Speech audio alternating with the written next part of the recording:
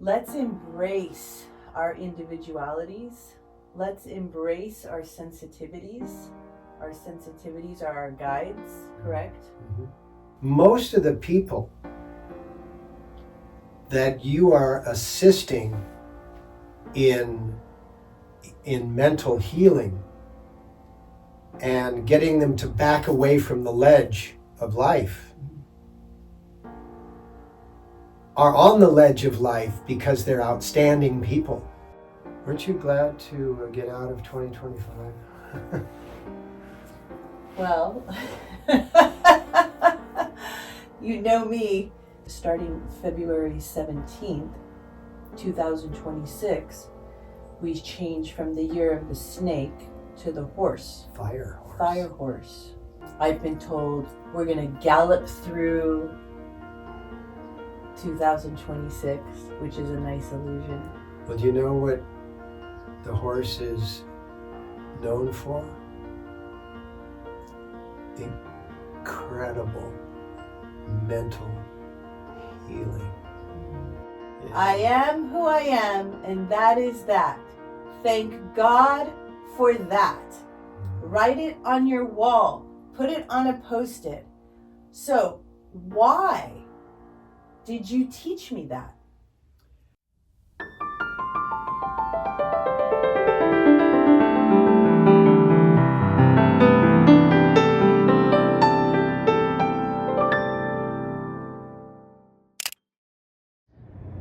Hi everyone, welcome back to Christine Szabo Raw. We have a special episode today. I'm standing in front of a place that held me through a lot of emotional times and a lot of spiritual and emotional and even physical growth. I'm standing in front of Guru Singh's house here in LA, where he shares his time between here in Seattle and where I have this blessed opportunity upon one of my trips back in LA to speak with him and to share him with you. After all, I am who I am, and that comes from him. So, here we go. Let's get started. Here we go.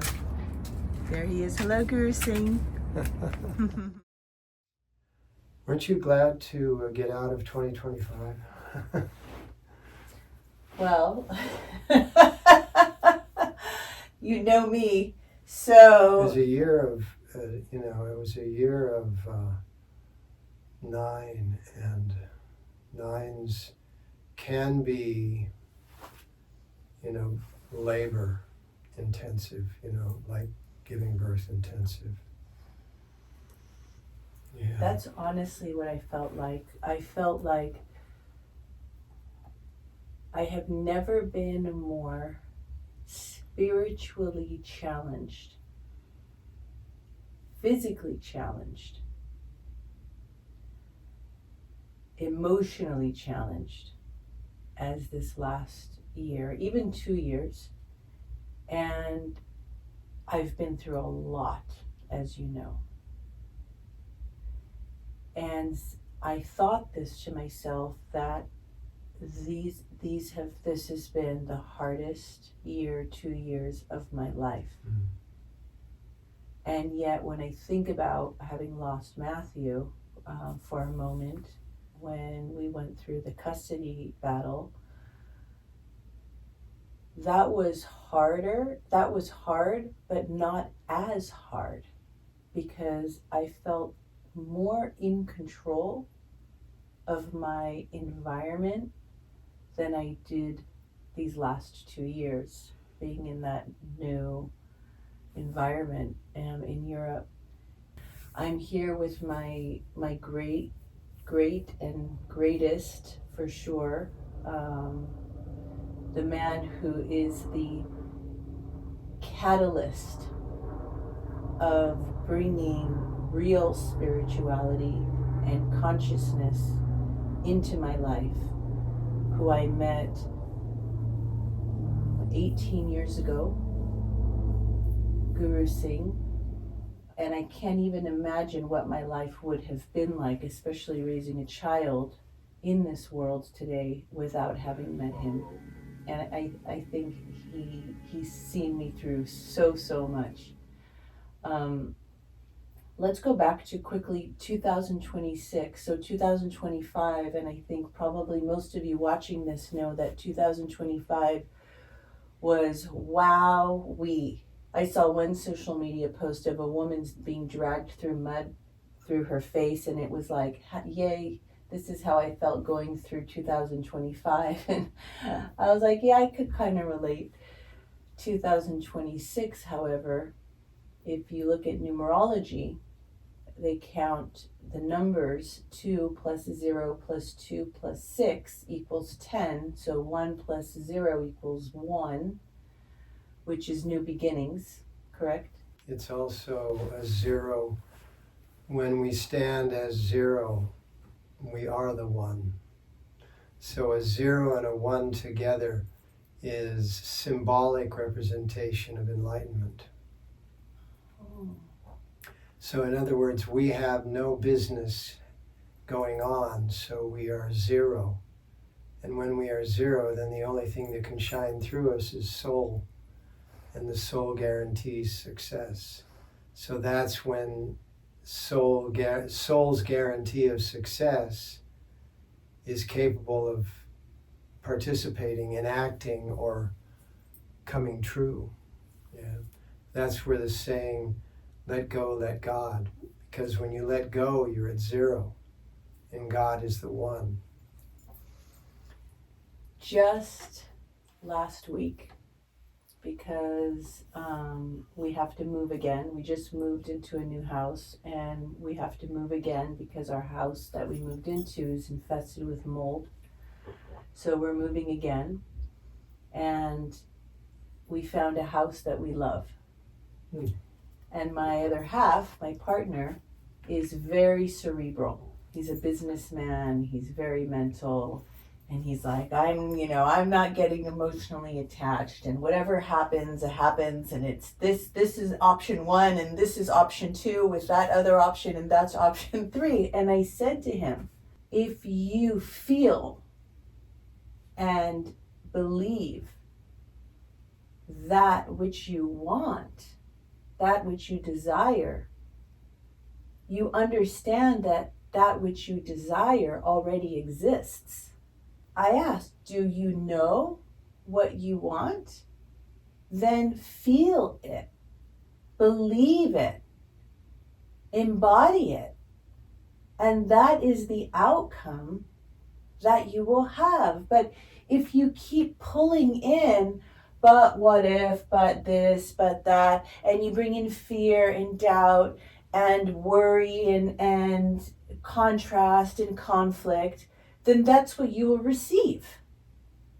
I literally said this to him. This is the moment to understand that. If you say 1 and 0, can we approach this next year knowing that?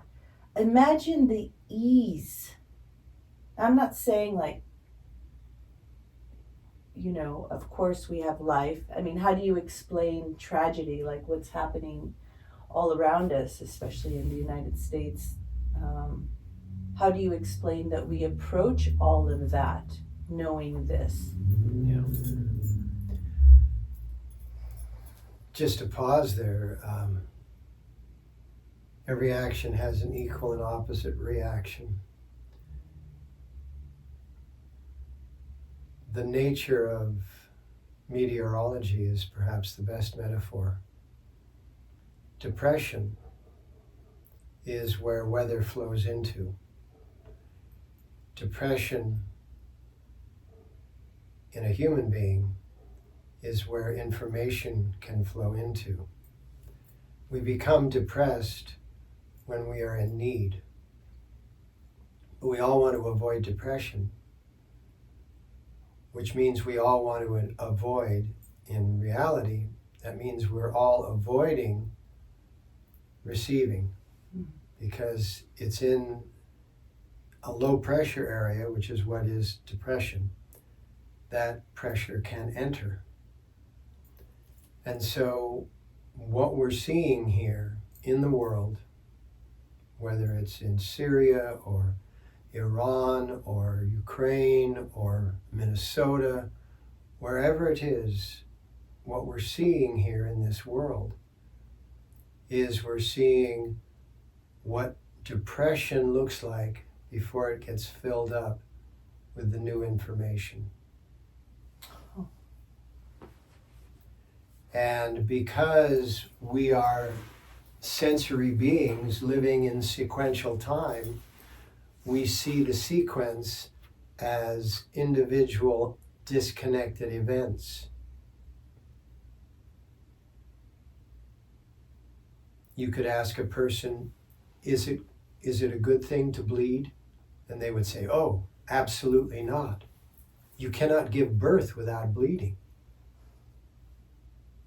So if a person is viewing a birth and they see the blood that's involved, they'll say, oh my God, something bad is happening. But that's an opinion attached to a small portion of the continuum of birthing. And so when we isolate these incidents, horrific incidents, and stop the motion right there, and that becomes the thing that we are dealing with, then we're dealing with tragedy. And our brains just can't think of it in any other way if we're a empathic human. So how would you recommend we choose to process this moment? See it as a pathway, not a destination. See it as, okay, that sucks, but that's the part of birthing that sucks. So all of these horrendous things that are happening around us are giving birth to a catalyst for change. They are the catalyst. They're catalyst for change. They catalyst are the catalyst. For when things become unacceptable to a collective degree. In other words, when enough people say that is unacceptable, a tidal shift takes place. And think about the things that are happening to nature, how natural settings are being destroyed and bought and sold and discredited in really physical ways. It'll repair itself. And there is a change coming. I love the hope that you give. Without it, let's all go.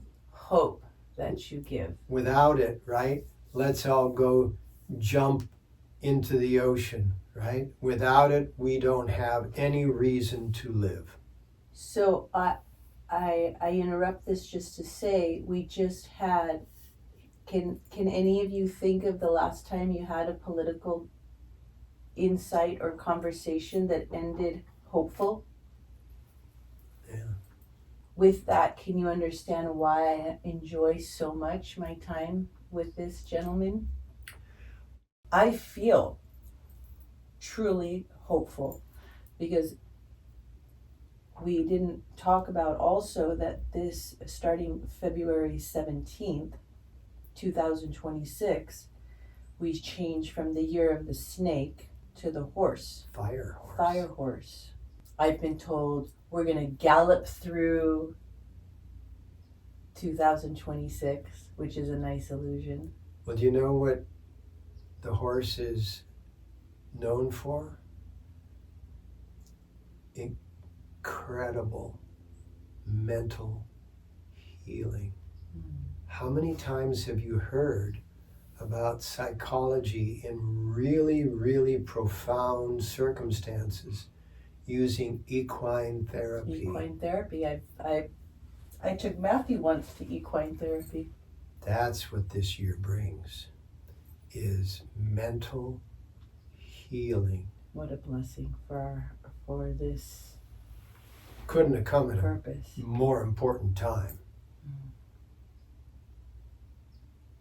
And the fire horse is equine healing on steroids. And I remember you always said to me that I was like a wild horse that needed to be tamed. Well, the only way that you tame a wild horse is by building a magnanimous corral, an enormous, gargantuan corral, because you never want to tame by removing the spirit. Mm. Did you ever read the book by Monte called The Man Who Listens to Horses? The Man Who Listens to Horses was an abused child because his father was a horse breaker. Mm. You know, the kind that Tame the wild horses. that just through absolute cruelty would bring a wild horse to bridle. And Monty would cry himself to sleep, so his father called him a sissy, which was, you know, back in the day, was an expression, and refused to consider him as his child, as his son. Wow. And so Monty grew up this kind of abandoned child by his father. And he was a savant, basically. He was very much like Matthew, in that he had this skill of animal telepathy. And he became globally famous amongst all of the people who really know horses, including Queen Elizabeth and others of And that. doing what? Getting a horse to accept a rider with zero cruelty. Because there is a relationship between the equine world and the bipedal world, right? The bipedal, the two-legged, the bipedal hominid world. There's a relationship, there's a shared marriage there. So the year of the horse, back to point, is going to be a year. I mean, let's face it, it's going to be Matthew's year, big time, because Matthew is a bridge being. Matthew is not a human, he's not a two-legger, he's not a four-legger, he's not a winged, he's not a finned, he's the whole world of life. And that's why when I saw that drawing of the deer, the elk, wow, I said, who drew that? And she said, Matthew. I said, Matthew who? You know, because it didn't even register, because it looks like, you know, like, yeah. She said, Matthew, you know, Matthew. I said, really? Yeah. That's the hope. It's why you gave birth to him, but that is the hope, that generation and that quality of manifestation is going to ultimately lead not by being the boss, but by being the guide. Mm. We all need to learn how to be guides. Mm-hmm. We all need to learn how to be guides. Do you know the original word ruler did not mean somebody that told people what to do? A ruler is an instrument that you measure with. Mm-hmm. And so a person that was the guide, the ruler, was a person that set a really high example, that other people used a ruler to measure up to. Mm. Wow.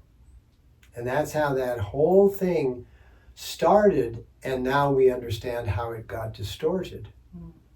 That the ruler determined that they were the one that got to be able to tell people what to do, rather than to show the best version of what it is to be a humane being.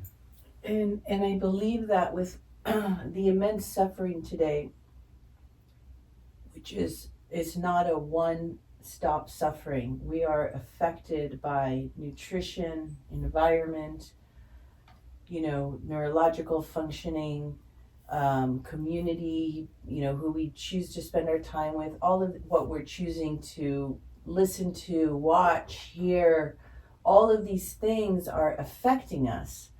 And if we can start to learn these different tools that help make us better and share them, just share a tool here and there. Mm-hmm. Just here, I cannot tell you how many things that I've retained just by, one little class that I heard, and something that person said, or one person over here, or one doctor over here, one thing, take away, shifts, where you get to a point where all of a sudden you're much better, because you've taken a little bit from here and a little bit from here and a little bit from here and a little bit from here. One of the things that I took away from a few of our sessions is... This I'm very curious to hear. You actually took something away from our sessions? You cannot, there is no empty space in the cosmos, even though there appears to be empty space. It's not empty.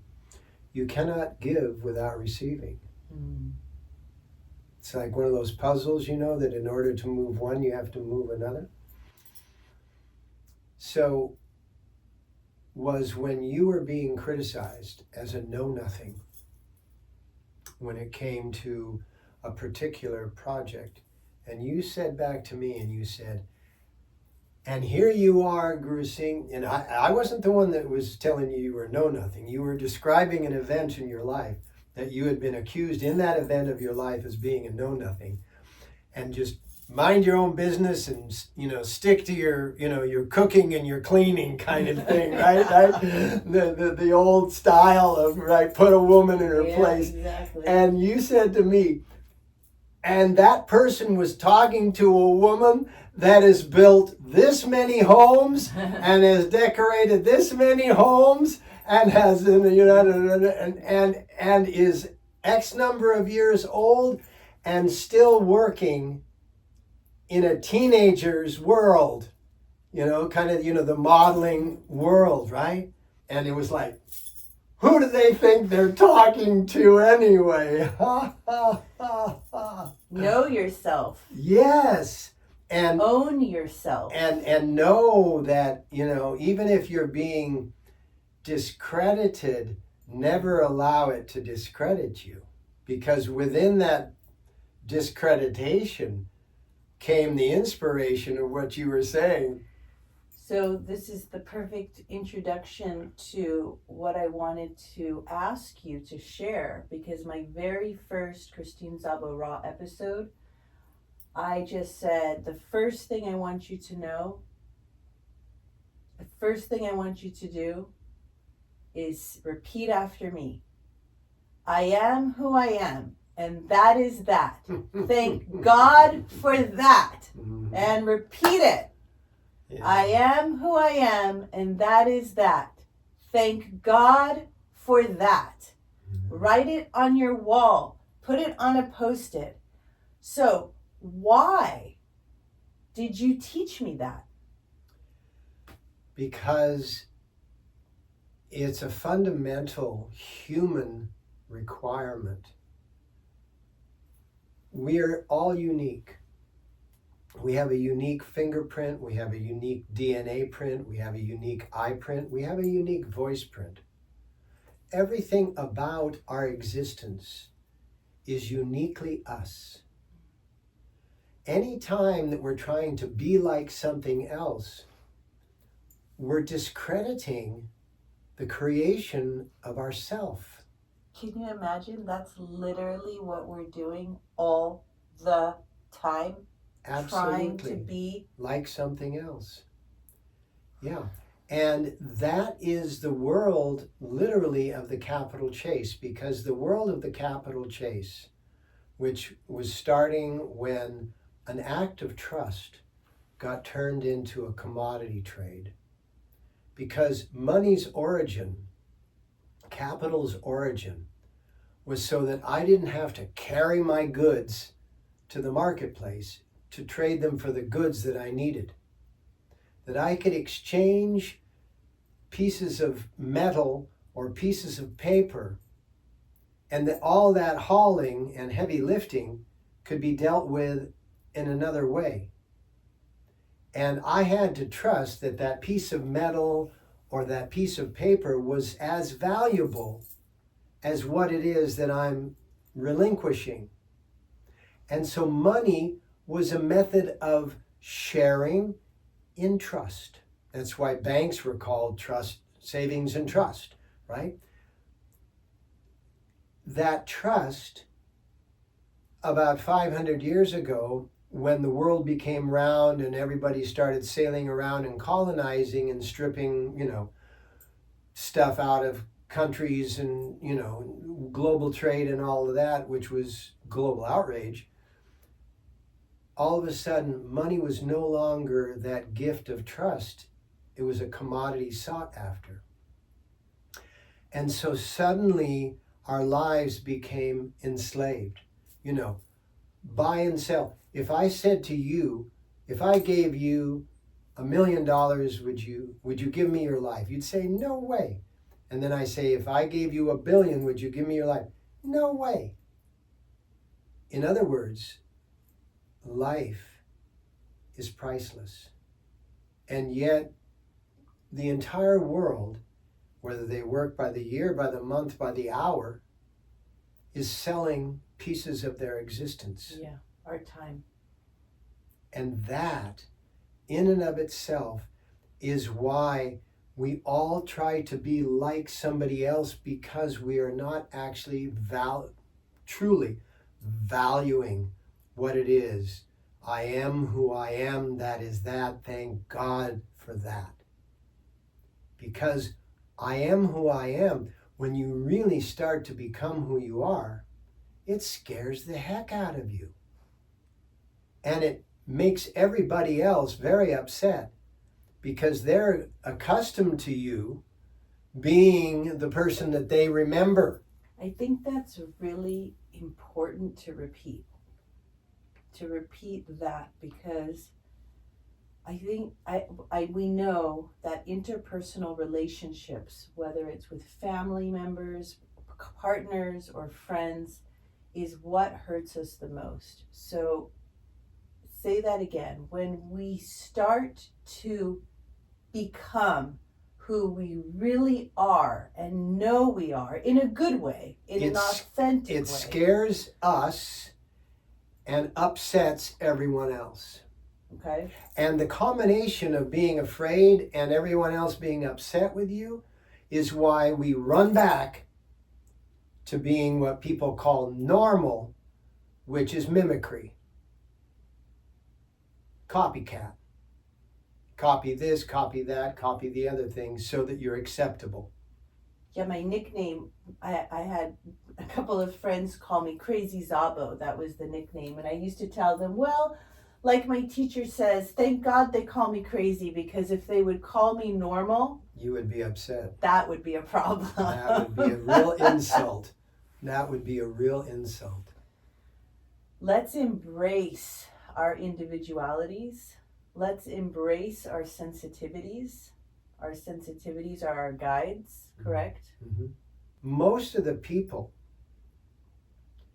that you are assisting in mental healing and getting them to back away from the ledge of life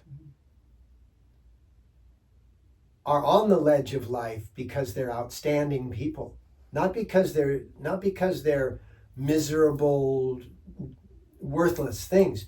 It's because that in the world of normal, as you said, excellence feels horrible. And you can only feel horrible for so long until you don't want the feeling anymore. So with that, you know that what what came to me and what I wanted to do in a layman's terms, in an easy way to understand, is, I developed this life's pie for peace, as I call it, that has these 8 segments to mastering life. And what I experienced in my own life, okay, so what I believe by trial and error, and how I even healed myself these last 2.5 years of moving to a new country, being in a tumultuous situation.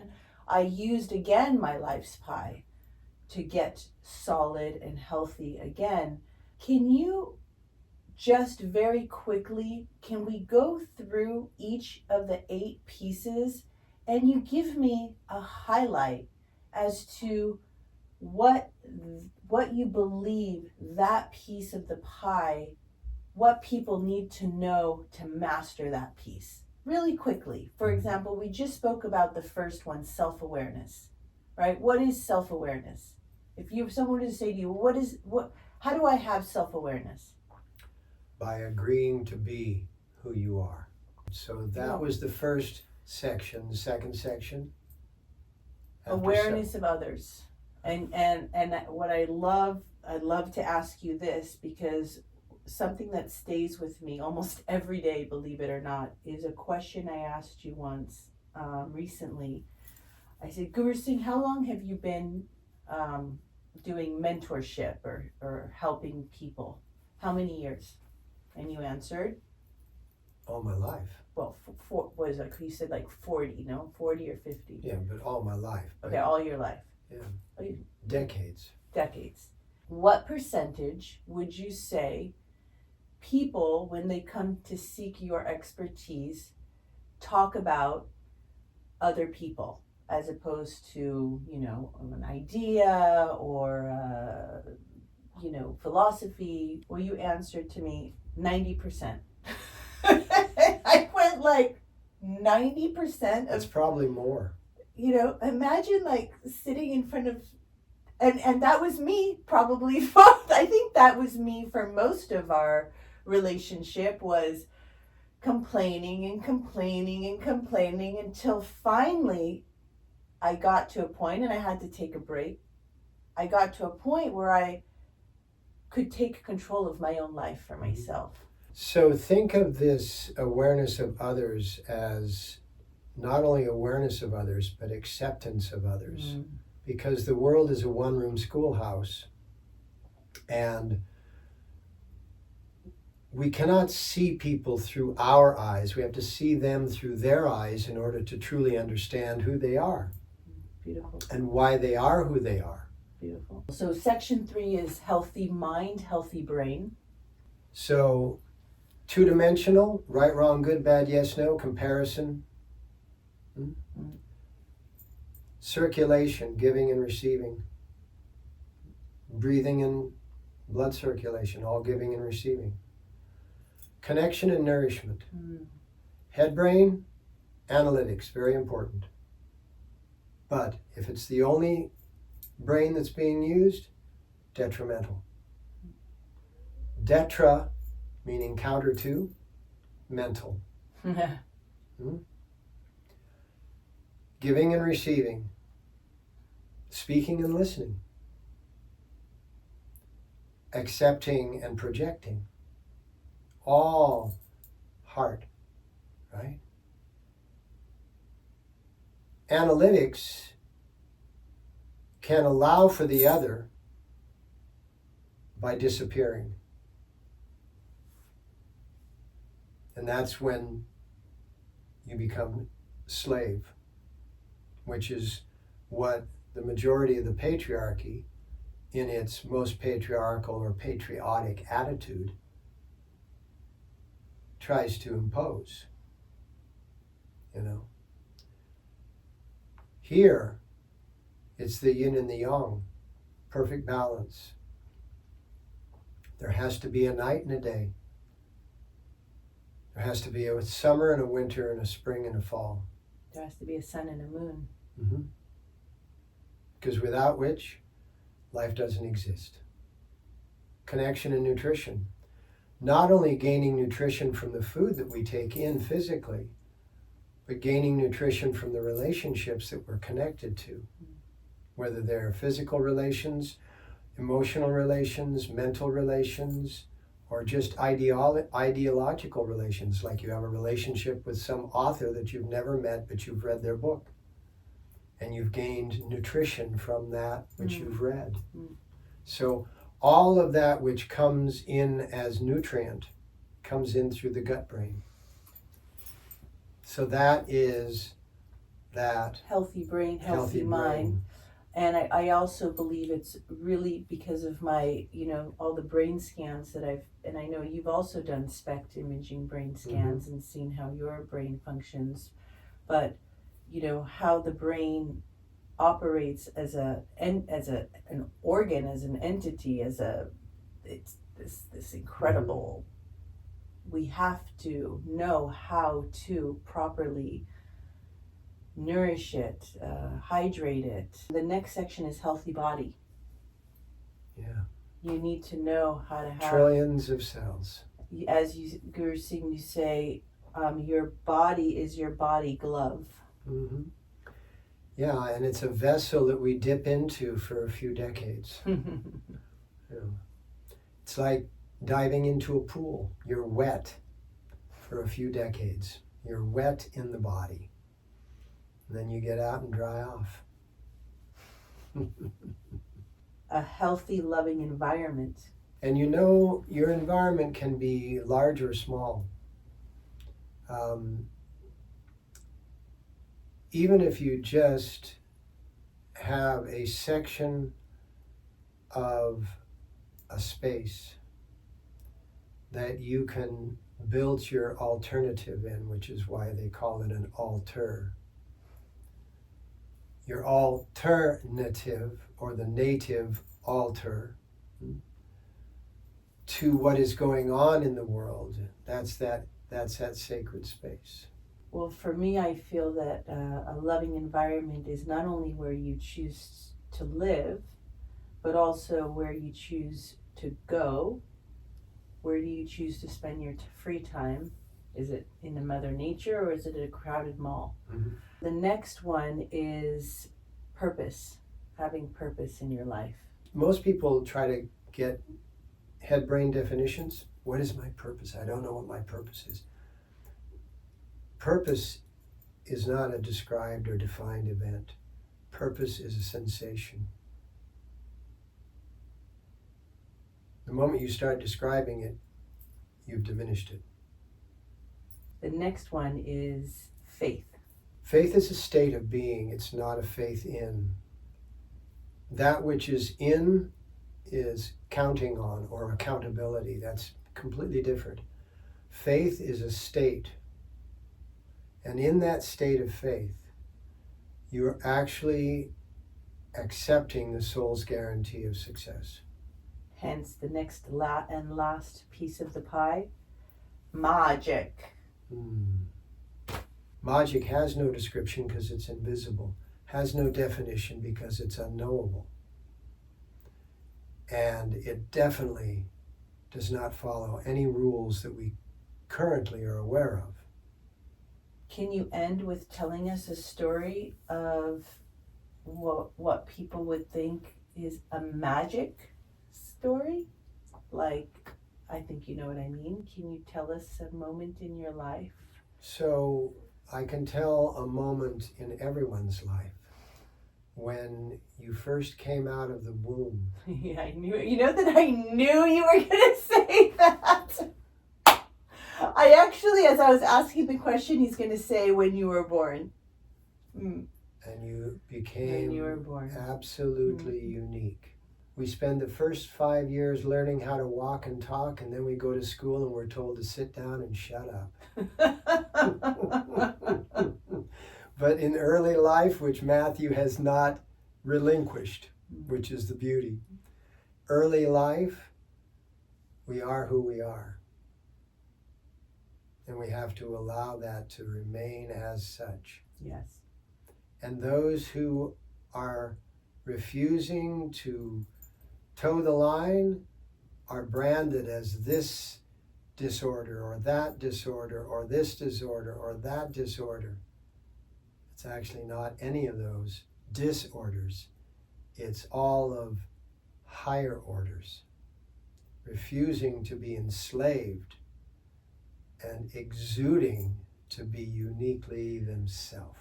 That's really, really fundamental for people who have struggled in their life and have sought help and have been given a diagnosis and this and that, because that was me for many years, and it really suppressed my healing.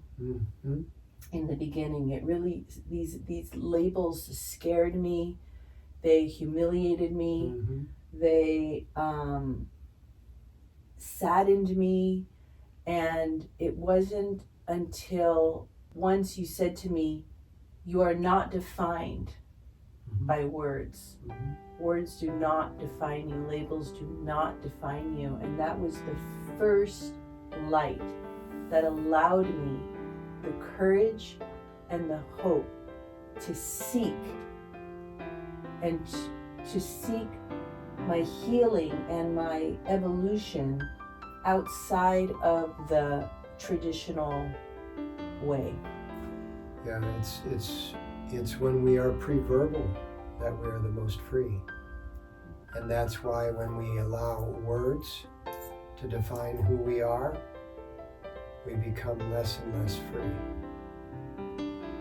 People have become accustomed and even comfortable with the lack of freedom. Thank you, Guru Singh.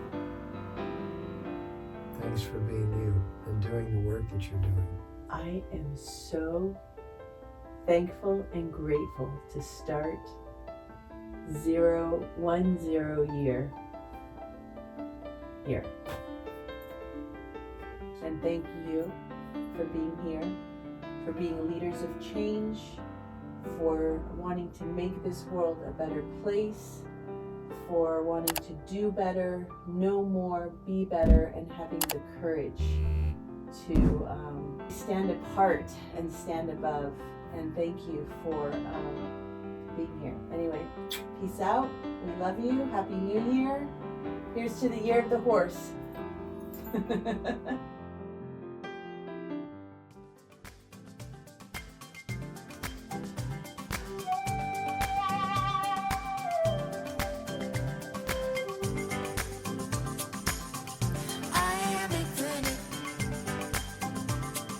In front